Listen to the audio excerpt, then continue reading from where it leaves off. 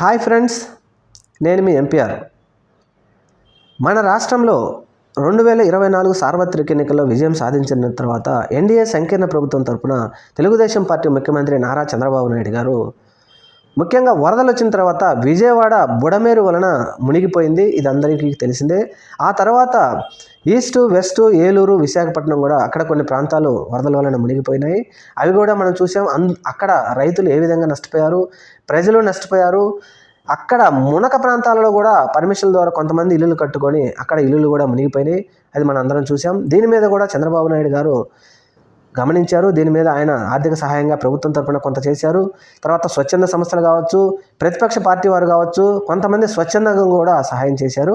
అయితే దీని మీద ఎవరు ఎంత స్పందించినప్పటికీ చంద్రబాబు నాయుడు గారు సుముఖంగానే మంచిగానే మాట్లాడుతూ వచ్చారు. అయితే దానితో పాటుగా ముఖ్యంగా అమరావతి కూడా మునిగిపోయింది. కొండవీటి వాగు ద్వారా వచ్చే నీరంతా అమరావతిలోకి వచ్చేసి అమరావతిని బీభత్సం సృష్టించడం ద్వారా కోర్టుకు కానీ తర్వాత సచివాలయం కానీ చాలా రోజులు సెలవులు ఇవ్వాల్సి వచ్చింది. ఇది అందరికీ తెలిసిందే. వార్తల్లో వచ్చినాయి, వీడియోలు వచ్చినాయి. ఇవన్నీ మనం చూస్తూనే ఉన్నాం. మెయిన్ స్ట్రీమ్లో కొన్ని వీడియోల్లో రాకపోయినప్పటికీ కొన్ని మీడియాల్లో వచ్చినాయి. ఇవన్నీ చూపించారు.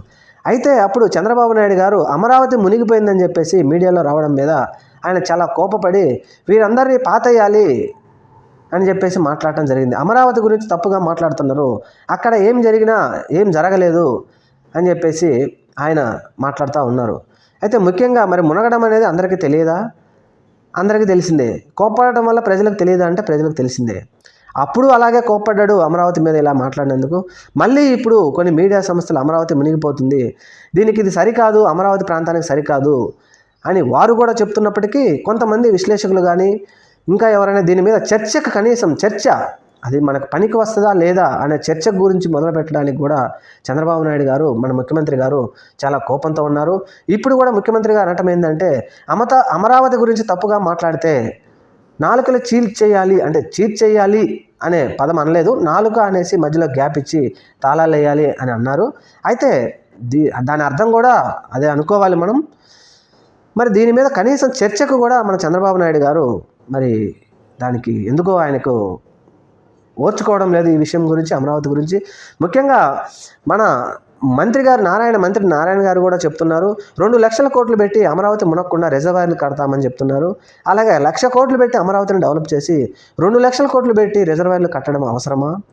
అలాగే 100 అడుగులు లోతులు తీసి కొత్త టెక్నాలజీతో మేము బిల్డింగ్లు కడతామని చంద్రబాబు నాయుడు గారు చెప్తున్నారు. అలాగే మెడ్రాస్ లాంటి కొన్ని ప్రాంతాల నుంచి వచ్చినటువంటి కొంతమంది ఇంజనీర్లు కూడా బోట్లలో వెళ్ళి అక్కడ ఆ ప్రాంతాన్ని సందర్శించడం జరిగింది. మరి ఇటువంటి ప్రాంతాలను ముఖ్యంగా నీట మునిగే ప్రాంతాలని రాజధానిగా అవసరమా అని చర్చకు కూడా మన ముఖ్యమంత్రి గారు ఓర్చుకోవడం లేదు. మరి ఏం చేస్తారంటే మనం చూసాం, హైదరాబాద్ తెలంగాణ నుంచి మన రాష్ట్రం విడిపోయినప్పుడు హైదరాబాద్ను విడిచిపెట్టాలంటే కొంతమంది మేధావులు కావచ్చు, మన రాష్ట్ర ప్రజలకు కూడా చాలా బాధ వేసింది.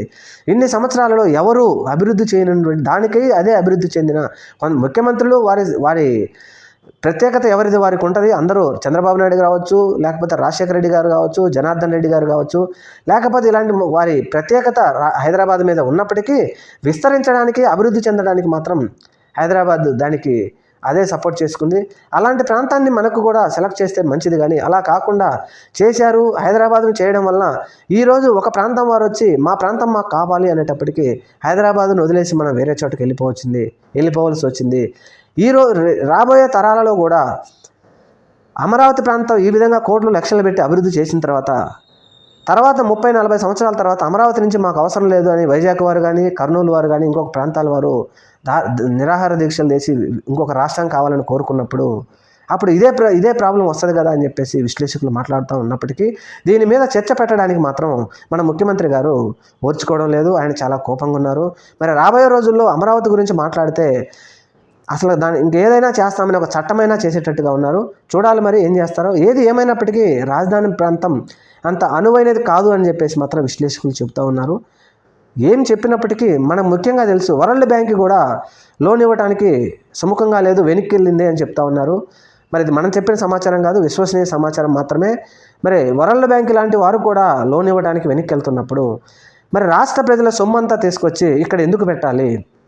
మొన్నటి వరకు కొన్ని గ్రామాలకు వెళ్ళినప్పుడు మీకు జగన్మోహన్ రెడ్డి గారు పెన్షన్ ఇస్తున్నారు కదా, మీకు కొన్ని సంక్షేమ పథకాలు ఇస్తున్నారు కదా అని అన్నప్పుడు అక్కడ ప్రజలు కూడా జగన్మోహన్ రెడ్డి జోబిలో నుంచి ఏమైనా ఇస్తున్నాడా, రాష్ట్ర ప్రజలు కడుతున్న ట్యాక్స్లే ఇస్తున్నాడు కదా అన్నట్టు మాట్లాడినారు. సరే ఓకే, దాన్ని కూడా ఎవరం కాదనటం లేదు, మంచిదే. మరి అలాంటప్పుడు జగన్మోహన్ రెడ్డి రాష్ట్ర ప్రజల సొమ్మే మిగతా ట్యాక్స్లే మిగతా ప్రజలకు సంక్షేమ పథకాలు పంచాడు. మరి ఇప్పుడు మీరు రాష్ట్ర ప్రజలకు కడుతున్న ట్యాక్స్లు కావచ్చు, సొమ్ము కావచ్చు, అమరావతి మీద మీరు ఎందుకు పెట్టాలి ఇదంతా అని చెప్పేసి విశ్లేషకులు, మేధావులు మాట్లాడుతూ ఉన్నారు. ఏది ఏమైనప్పటికీ కేంద్ర ప్రభుత్వం కానీ కూడా సముఖంగా లేనట్టుగా విశ్వసనీయ సమాచారం.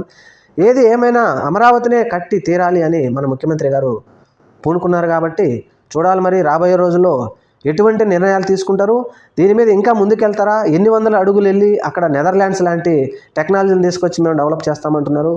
మరి అక్కడ ఎన్ని రిజర్వాయర్ కట్టి అమరావతికి నీళ్ళు రాకుండా ఆపుతారో చూడాలి, మనము చూద్దాం. Thank you. ఇలాంటి విషయాలు ఎన్ని వచ్చినా తెలిసినా మీ దృష్టికి తీసుకొచ్చే ప్రయత్నం చేస్తాం. ఎంపీఆర్ టీవీని తప్పకుండా సబ్స్క్రైబ్ చేయండి, లైక్ చేయండి.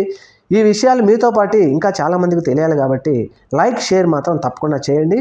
Thank you.